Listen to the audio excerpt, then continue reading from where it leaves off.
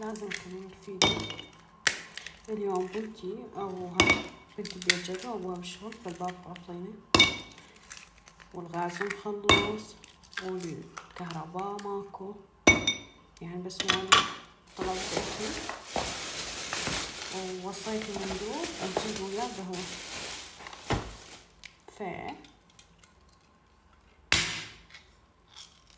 هذا الوضع اليوم. الباب مقفول فطلبت الطلبية من وراء الباب. المهم جبت لي كم طاولة صعدة، أهم شي الواحد يدلع كرشة.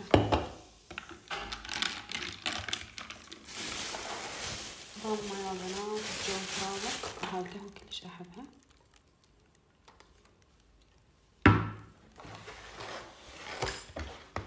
هاي خطيرة بنات. شغلت هذا ضوء العنشوق يمي هنا، وجيت للغرفة لأن الغرفة باردة والهول حار والبيت كله تراب مليان. فقلت آكل وبعدها شنو أبلش تنظيف لأن ميتة جوع. وأهم شي بيبسي، رغم الدكتورة قالت ممنوع تشربين بيبسي بس ما أقدر أعوفه. وبعد ما أكملنا سوينا تعزينة، غسلت الحيطان السيراميك هذا ومخليت شي مثل ما تشوفون، مسحت التخوم. وهنا أنا شلت البردة غسلتها، حاليا منتظرة الغسل. ونقول هلا مرة الثانية يا بنات. مثل ما تشوفون هنا أنا غسلت السيراميك ونظفت البيبان وشلت البردة حاليا، يعني لازم يسرع الغسل مالتها. ونظفت التخم بنات، هذا التخم أريد أبيعه، اللي من الناصرية. إذا تريد تخم خليت راسي كل الجديد بعد ما صار كم شهر من جبته.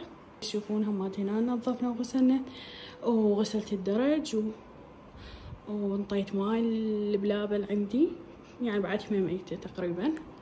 وهنا أنا نظفت لكم. أتوقع إجت عاصفة وبهذا الاثناء أنا راح أموت من القهر. حاليا إجت عاصفة، فيعني راح أرجع مرة ثانية أنظف، ترى ما يصير هيك.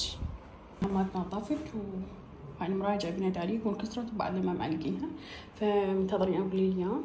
وبعده تشوفون ما بقى عندي شي بالبيت الحمد لله، بس رغم كل شي جت العاصفة راح تخرب التنظيف مرة ثانية. فمليانة. بعدها نظفت الغرفة، طبعا مسحتها بس مسح، ونظفت الجامع لمعته وهيك. هذا أريد أسوي أبيض بنات، تقولون أسوي أبيض لو لا. وهاي هي.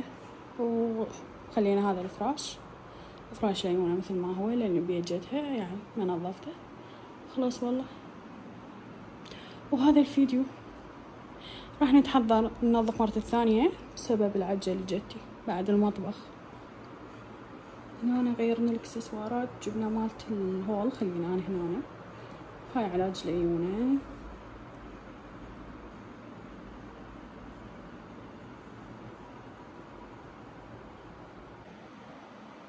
طفت.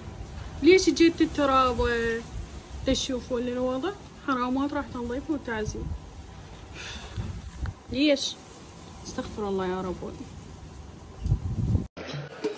صداع ايه فيك صداع؟ ايه صداع جتني دوخة صداع.